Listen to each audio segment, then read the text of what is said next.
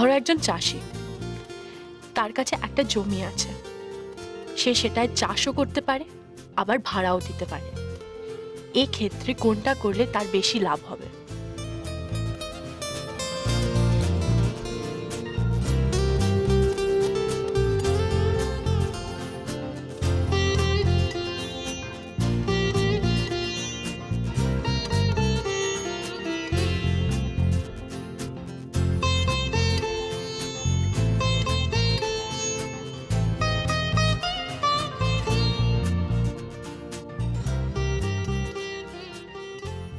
চাই ভাল লাগে না।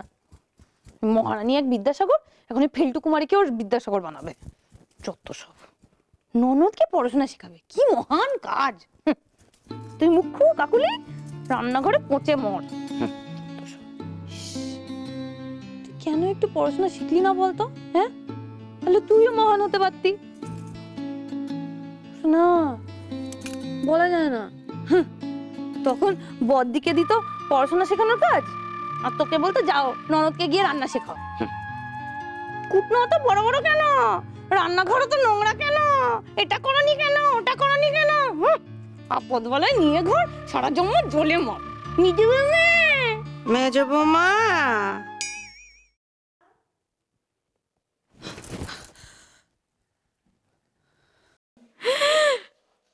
লেডি ডাকাত কখন এসেছে টেরই পাইনি।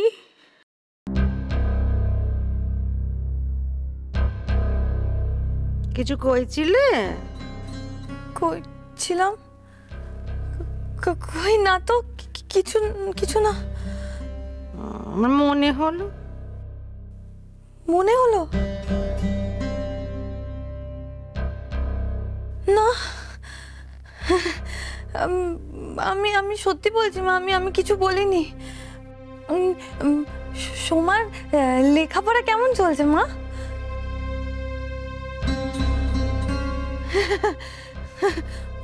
ভালোই চলছে তাই না? বড়দিকে দায়িত্ব দিয়েছেন, ভালো তো হবে।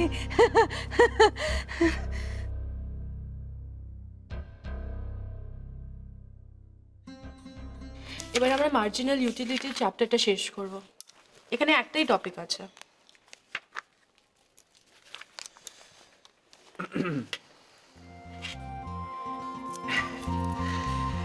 সকাল থেকে কতবার হলো কি খাবার নিয়ে আসা? বেশি না, 3 বার।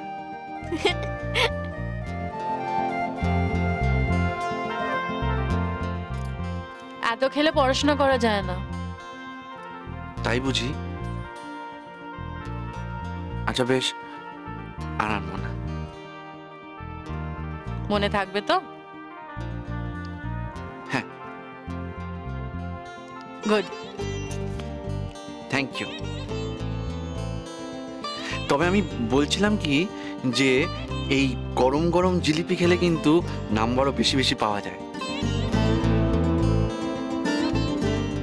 হ্যাঁ, আর পড়াও মনে থাকে। আমার হাতে জিলিপির গুণই এমন। ধুর, কে বেশি নাম্বার পেতে চায় বলো তো?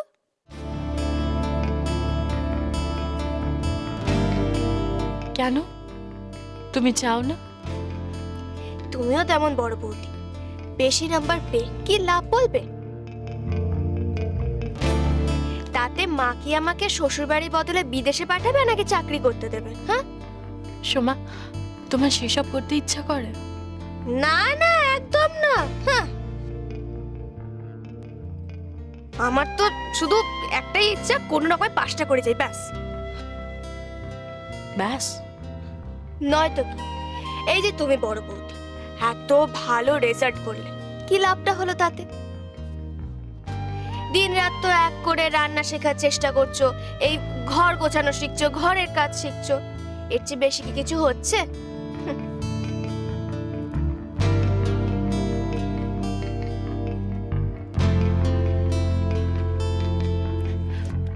এই যে দেখেছো, তুমি যে বারবার খাবার নিয়ে আসো, আমাদের পড়াশোনার থেকে মন চলে যাচ্ছে।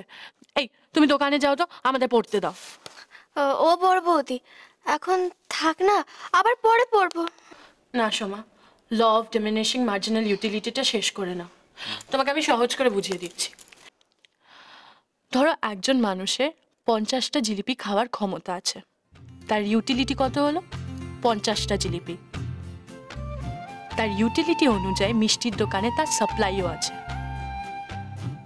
এবার তুমি সাপ্লাই যত বাড়াবে তার ইউটিলিটি কমে আসবে। মানে সে যত জিলিপি খাচ্ছে তার পেট তত ভরে আসছে। একটা সময় সে আর হয়তো জিলিপি খেতেই পারবে না, কিন্তু মিষ্টির দোকানে হয়তো তার সাপ্লাই আছে।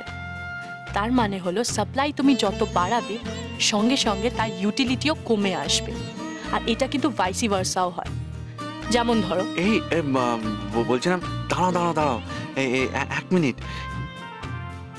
তোমাদের এই বইতেও জিলিপি টিলিপির কথা লেখা আছে নাকি? হ্যাঁ, আরে না না বর্দা, এ তো বড় বৌদি আমাকে বোঝানোর জন্য বলছে।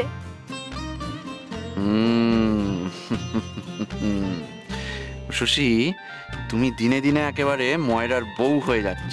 বাহ, ভেরি গুড। তাও আবার যে সে ময়রা নয়, ওয়ার্ল্ডস টপ কুক।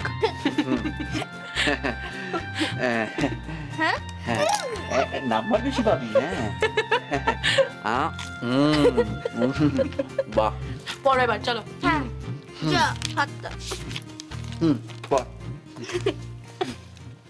আমরা এখন একটা ব্যাপারে নিশ্চিত যে শহরে টেররিস্টরা ঢুকে পড়েছে নাশকতামূলক কাজ করবার উদ্দেশ্যে। অফিসার্স, ওদের কাছে প্রচুর আর্মস অ্যান্ড অ্যামুনেশনস রয়েছে। আমাদেরকে কিন্তু আরো সতর্ক থাকতে হবে। মিস্টার গুপ্ত, বরাট, সলমান, এই 3টে এরিয়াই আপনাদের আন্ডারে। এবারে টার্গেট এই 3টে এরিয়া। লক্ষ্য করে দেখবেন যে যে এরিয়াগুলো আমরা সেফ ভাবি, এইসব অ্যাক্টিভিটির বাইরে ভাবি, ওরা কিন্তু এবার সেই জায়গাগুলোই টার্গেট করেছে, যাতে আমরা সতর্ক না থাকি। টেররিস্টদের বিরুদ্ধে লড়াইয়ের প্রথম ধাপ হলো নিজেদেরকে 1 স্টেপ ফরওয়ার্ড রাখা। ওরা কি ভাবতে পারে সেটাকে আন্দাজ করে প্রোঅ্যাক্টিভ থাকা। আগের বারে আমরা কিন্তু সেটা পারিনি। ওদের সেই অ্যাটাকে আমরা আমাদের 10 জন সহ নাগরিককে হারিয়েছি। এবারে কিন্তু সেটা আর হতে দেওয়া যাবে না। গুপ্ত, তুমি কিছু বলবে? ইয়েস স্যার, এবার আমরা খুব অ্যালার্ট আছি, কিন্তু ওরা খুব ট্রেন, তাছাড়া ওদের নেটওয়ার্কও ভেরি স্ট্রং। ওরা খুব সহজে নিজেদের চেহারা বদলে পাবলিকের মধ্যে মিশে গিয়ে ওদের নিজেদের কাজ হাসিল করে। এই দেখুন স্যার, কখনো আমির আলী, কখনো অ্যান্টনি গোমস, কখনো Arindam Sanyal.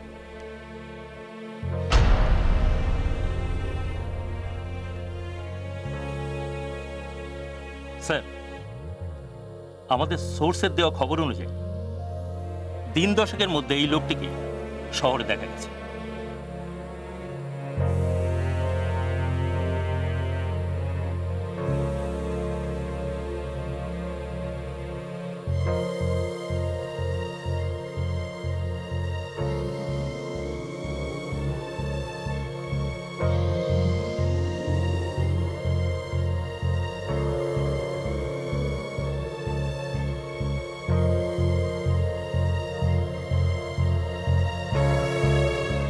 So officers, are we ready to tackle the situation? Yes, sir. Yes, sir.